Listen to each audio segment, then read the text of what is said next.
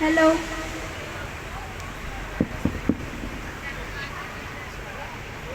নমস্কার, আমার নাম রেশমিতা সূত্রধার।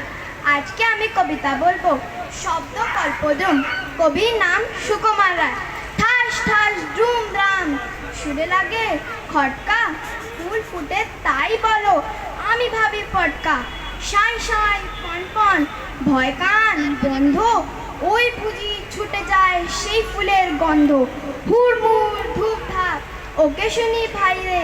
দেখছো না হিম পড়ে, যেও না কো বাইরে। চুপ চুপ ওই শুনো, ঝুপঝাপ ঝপাস। চাঁদ বুঝি ডুবে গেল, গপ গপ গপাস। ঘ্যাঁচ ঘ্যাঁচ ঘ্যাঁচ ঘ্যাঁচ, কত কাটে ওই রে। দূর দাঁড় চুরমার, ঘুম ভাঙে কই রে। ঘর ঘর ভন ভন, ঘোরে কত চিন্তা। কত মন নাচে শোন, ধেই ধেই ধিনতা। ঠুং ঠাং ঢং ঢং, কত ব্যথা বাজে রে। ফট ফট বুক ফাটে, তাই মাঝে মাঝে রে।